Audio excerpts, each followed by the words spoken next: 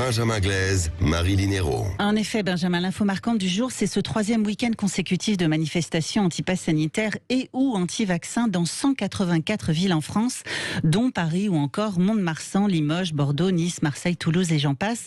Et surtout, l'évolution en chiffres du nombre de manifestants, 110 000, puis 161 000 et 200 000 ce week-end. Il y a une évolution. Ouais, oui. Donc, à votre avis, et c'est notre question du jour, les manifestations sont-elles parties pour durer?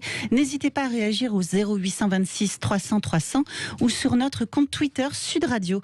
Et pour en parler avec nous, on reçoit Philippe Poindron, virologue et professeur honoraire de virologie à l'Université de Strasbourg, et Philippe Deveul, avocat. Bonjour messieurs, bienvenue. Bonjour messieurs. Bonjour. Merci d'avoir accepté de débattre avec nous ce matin sur Sud Radio.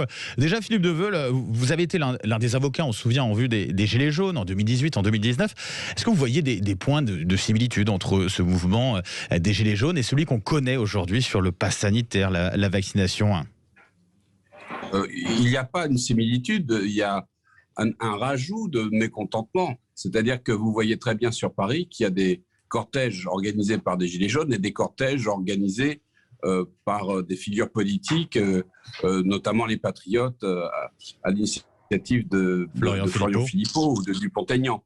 Et ça se rajoute à la masse de mécontentement initial qui étaient les Gilets jaunes. Et je dirais même plus, c'est que cette nouvelle vague est plus importante que les cortèges Gilets jaunes. C'est-à-dire que pour vous, ça peut durer, si on reprend la question qu'on pose ce matin à nos auditeurs, selon vous, ça peut durer ce mouvement?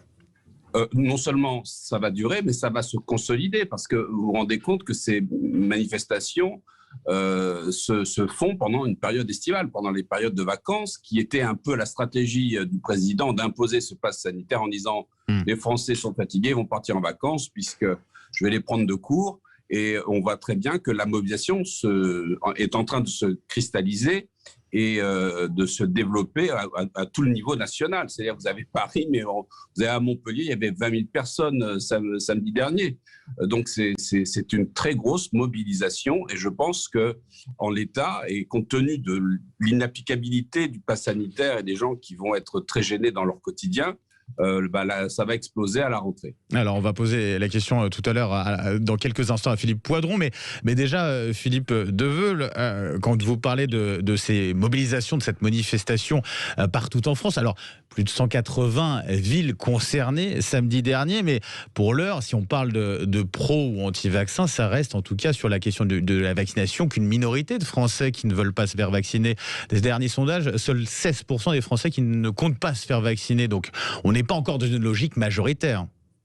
Je pense que vous tordez la logique en disant les vaccinés contre les vaccinés, parce que je pense que dans les manifestations, vous avez autant de vaccinés que de non-vaccinés.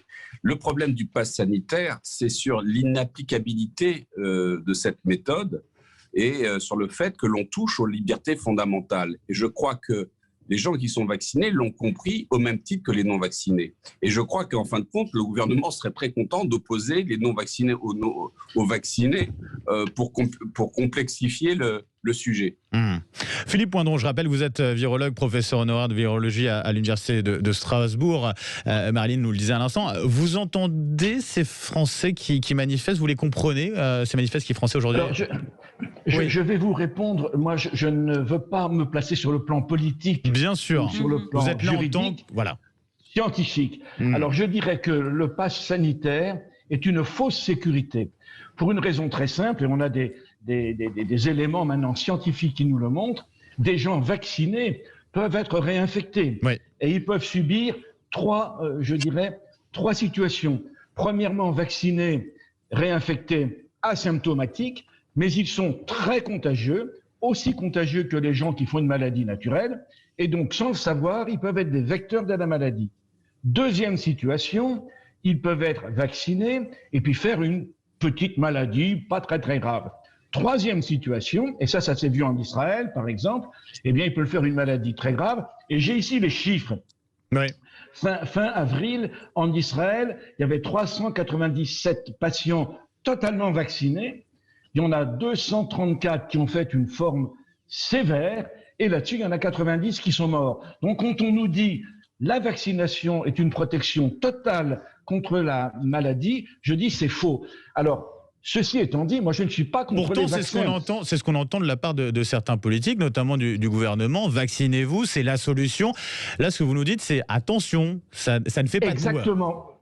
Je veux dire que c'est comme toujours, quand on est dans l'idéologie, on n'est pas dans la nuance. Le problème de la vaccination est un calcul du rapport bénéfice-risque. Il est évident, et ça j'insiste bien, que les gens qui par exemple ont plus de 75 ans, ils ont intérêt à se faire vacciner. Les gens de moins de 75 ans qui ont des comorbidités type diabète, type hypertension, type cancer, ils ont aussi intérêt à se faire vacciner parce que le rapport bénéfice-risque est meilleur. Mais vacciner des adolescents, c'est de la folie furieuse. Ça sert strictement à rien. Ne parlons pas des enfants. Moi, j'ai lu pas mal d'articles hier soir là-dessus. On nous parle des Covid longs des adolescents. J'ai vu un article d'un professeur suédois. Il a relevé dans la littérature en Suède 4 cas d'enfants non vaccinés qui ont fait un Covid long, et puis aucun autre cas dans la littérature. Donc vacciner les enfants et les adolescents, ça ne sert à rien.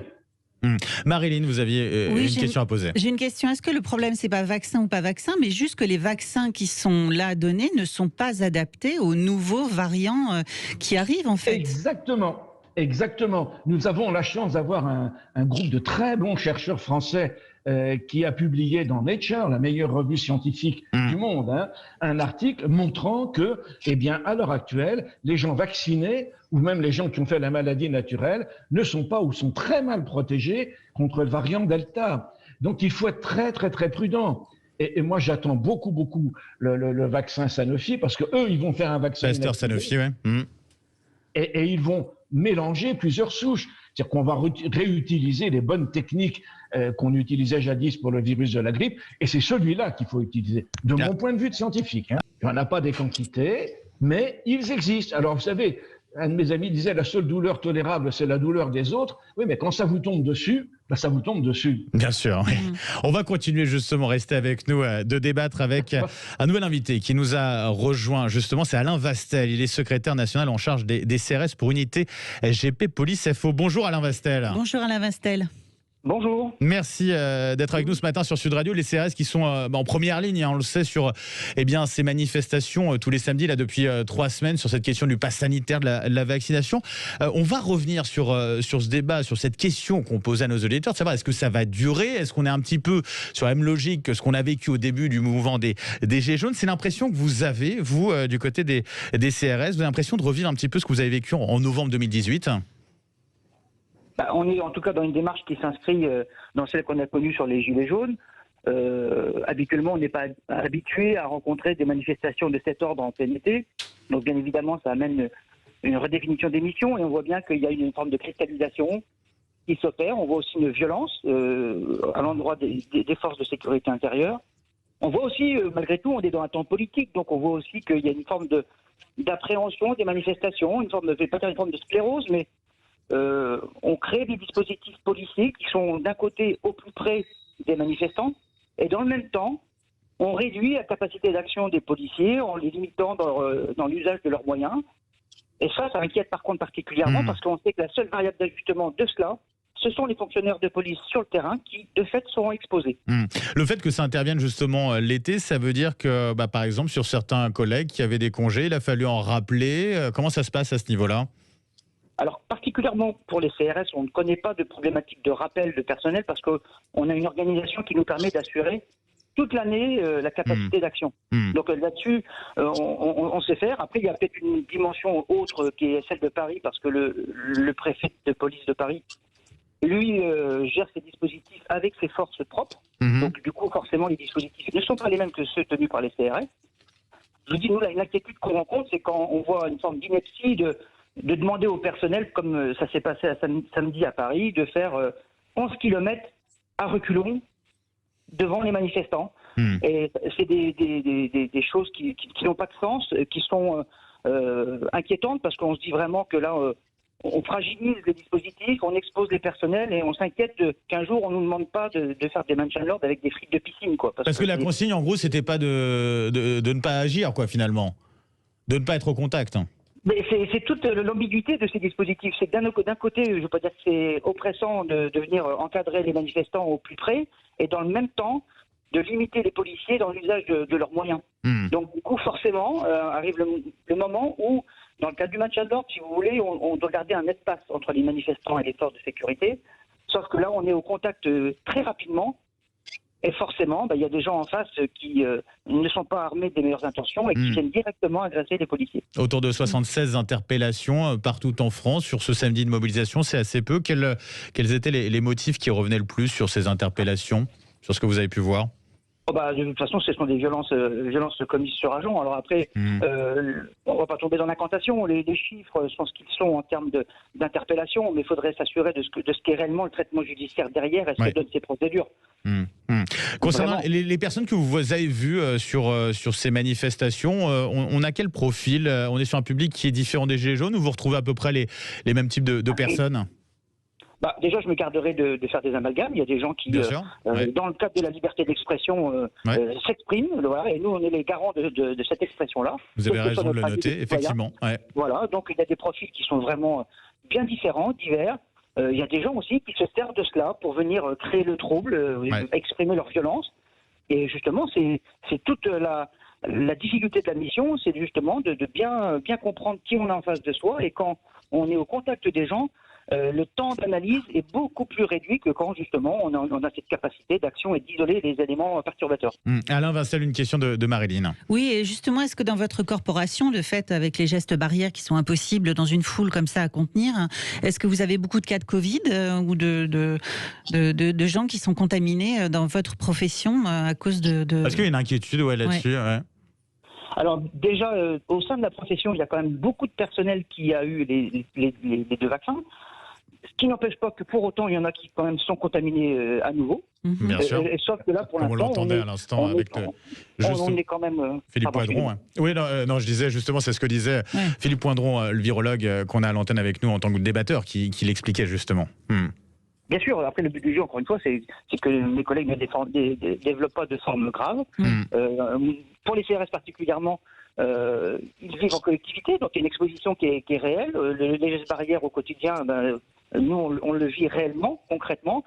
Nous, ce qu'on attend surtout, c'est de la considération aussi de nos employeurs, malgré tout, dans les conditions qu'ils nous hébergent, par exemple. Je cite juste un exemple d'hier soir sur la région de Nice, où on nous met à disposition des locaux qui n'étaient pas forcément propres.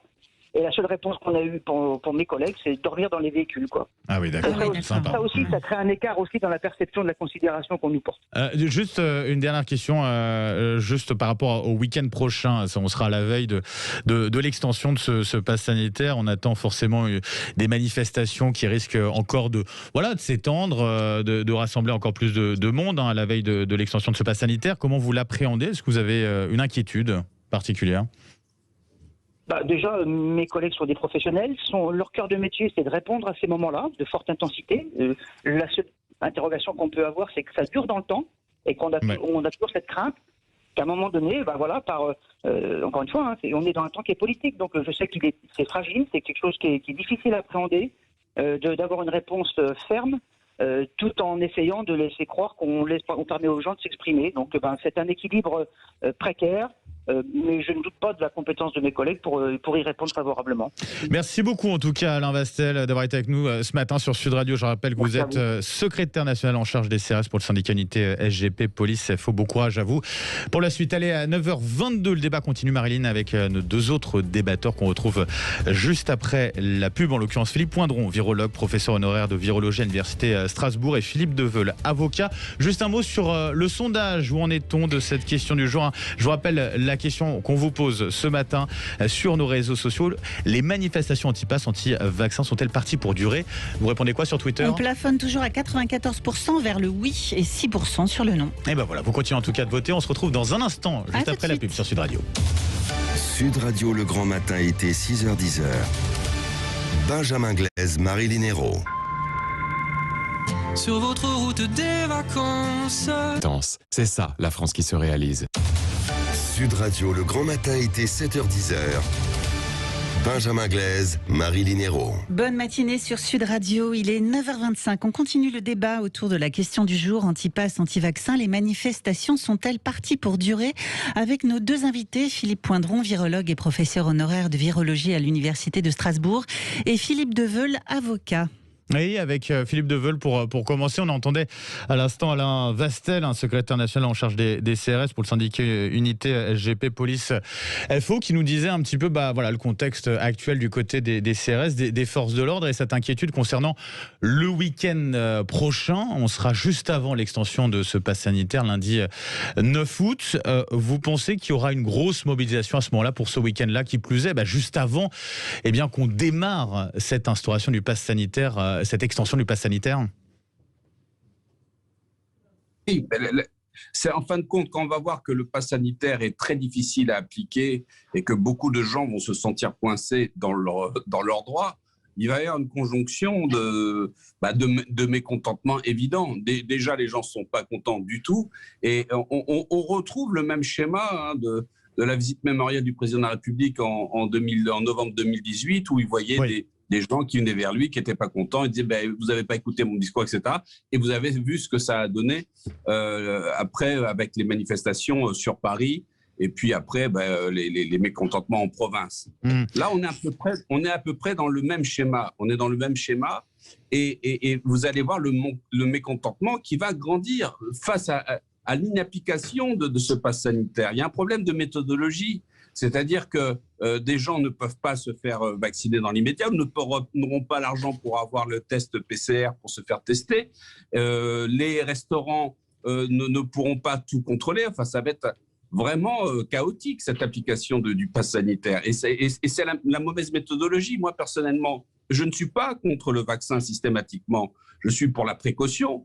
Mais le fait de toucher aux libertés des gens, c'est ce qui va vraiment pousser les gens à aller dans la rue, des gens qui n'avaient jamais, qui sont des primo-manifestants. D'ailleurs, vous avez des personnes, notamment je crois des soignants qui auront l'obligation vaccinale, qui viennent vous voir justement pour vous demander comment je peux faire, j'ai peur de ce vaccin ou j'ai des inquiétudes et je veux pas vraiment me faire vacciner, comment faire? Vous avez des personnes qui rentrent en contact avec vous? Philippe Deveul, l'avocat du coup?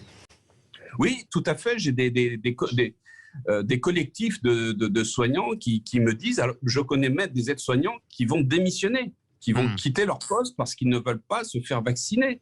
Et ils ont leur raison, et il faut le respecter, ça fait partie de la liberté des uns et des autres. Pourquoi dire, puisque vous êtes soignant, vous êtes obligatoirement obligé de vous faire vacciner? C'est inconcevable. Je veux dire, on n'est pas dans le cadre d'une mobilisation militaire pour faire la guerre à un ennemi. On est dans une crise sanitaire qui concerne la santé. Si on n'a pas la santé, vous ne pouvez pas combattre. Donc, on est dans une autre dimension. Et je crois que le gouvernement n'a pas saisi cette chose-là. Et manque de pédagogie. Pour vous donner un exemple, en Russie, il y avait question de mettre un pass sanitaire en marche. Et puis, le président Poutine l'a abandonné. À Moscou, ça a duré 3 semaines, en l'occurrence. Ça a duré 3 semaines. Donc, oui, il faut lutter contre ce virus et on a des outils, surtout que l'Institut Pasteur a reconnu que l'ivermectine était un médicament qui pouvait être utilisé contre le Covid. Il faut travailler ces pistes avant d'obliger les gens à un pass sanitaire. Et d'ailleurs, vous avez même le porte-parole de LRM, M. Castaner, qui s'est fait connaître pour être particulièrement répressif sur les gilets jaunes, qui n'a pas hésité d'utiliser le LBD, qui a dit on va rendre la vie impossible aux gens qui ne veulent pas se faire vacciner. C'est un comportement pavlovien du pouvoir, dans le sens on va embêter les gens au maximum, alors que c'est pas ça. On doit faire adhérer les gens. On doit faire adhérer les gens sur un achoppement de stratégie. Et alors, là, c'est une imposition qui touche au plus profond des droits. Philippe Deveul, vous parliez de la question notamment des médicaments. C'est aussi la question qu'on peut poser à Philippe Poindron. Est-ce que, au-delà de la vaccination, est-ce qu'on a d'autres outils, comme le disait, pour reprendre les termes de Philippe Deveul, qui permettraient justement de lutter, alors si ce n'est, peut-être plus efficacement contre le Covid? Parce que pour l'instant, on a l'impression que c'est d'abord les vaccins qui sont sortis. Oui, alors, ces vaccins n'ont qu'une autorisation temporaire d'utilisation. Ce sont donc des vaccins qui sont en phase d'expérimentation. Et normalement, pour pouvoir être administrés, il faut solliciter de la part des gens qui sont vaccinés un consentement éclairé. C'est la convention de Nuremberg. On ne nous demande pas le consentement éclairé, on s'arrange. Moi, je vais dire ce que je pense, c'est une mesure qui est perverse et tordue. Ou bien on dit que c'est obligatoire et la loi, très bien, on s'y conforme. Oui. Ou bien on dit non, vous pouvez y aller, mais si vous n'y allez pas, vous n'avez plus de vie sociale. Ça va pas. Et en plus, je redis que, et ça je suis assez d'accord avec notre... Philippe Deveul. Voilà, Philippe Deveul, c'est inapplicable. C'est inapplicable. On va faire des contrôles aléatoires. Bon, moi je veux bien, mais un contrôle aléatoire sur 1 sur 10 000 avec un pass sanitaire qui n'est pas une protection... Je suis désolé, moi je crois que c'est une mauvaise mesure. Sur la question, par exemple, sur la question aussi, pour rebondir sur ce que vous dites, sur la question des responsabilités, sur les effets secondaires éventuels qu'on peut avoir avec ces différents vaccins, comment ça se passe à ce niveau-là? Est-ce que c'est l'État qui prend en charge ou pas? Ah non, justement, je pense que Philippe Deveul pourra confirmer ce que je dis. Dans la mesure où vous y allez volontairement, vous êtes censé avoir donné un consentement éclairé, qu'on ne demande jamais. Si la vaccination était obligatoire, à ce moment-là, on pourrait se retourner contre l'État à propos des effets secondaires. Mais il ne peut pas le rendre obligatoire puisque le vaccin est en autorisation temporaire d'utilisation. Donc on est dans une situation qui est, à mon avis, une impasse. Je ne sais pas ce qu'en pense... on va lui poser la question à Philippe Deveul, justement, l'avocat, dans quelques instants. Vous restez bien avec nous sur Sud Radio. On revient dans un tout petit instant pour poursuivre ce débat avec vous deux, avec nos auditeurs. Si vous nous appelez 0826 300 300, on rappelle la question du jour, justement, Marilyn. Oui, anti-pass, anti-vaccin, les manifestations sont-elles parties pour durer, selon vous? Vous continuez en tout cas de voter sur Twitter. On se retrouve dans un instant sur Sud Radio. À tout de suite. Sud Radio. Sud Radio. Parlons vrai. Parlons vrai. Sur 10h. Benjamin Glaise, Marilyn Hérault. Et c'est la toute dernière partie de notre débat avec nos invités, Philippe Poidron, virologue, professeur honoraire de virologie à l'Université de Strasbourg, et Philippe Deveul, qui est avocat. Avec, on a eu une question juste avant la pub sur ce débat du jour. Les manifestations sont-elles parties pour durer? On parle d'anti-pass et d'anti-vaccin. Une question de Philippe Poidron qui se demandait et qui demandait à Philippe Deveul si la responsabilité de l'État était engagée sur cette question des effets secondaires potentiels sur ces vaccins. Philippe Deveul. Alors, en fonction du pass sanitaire, oui, il y a une responsabilité par ricochet du gouvernement. Mais il faut voir qu'est-ce que la loi encadre dans le consentement libre et éclairé. C'est une loi du 4 mars 2002 relative aux droits des malades. C'est-à-dire libre, c'est-à-dire il faut dire bon, j'ai envie de me faire vacciner, c'est un consentement personnel. Et pas de contrainte extérieure, oui.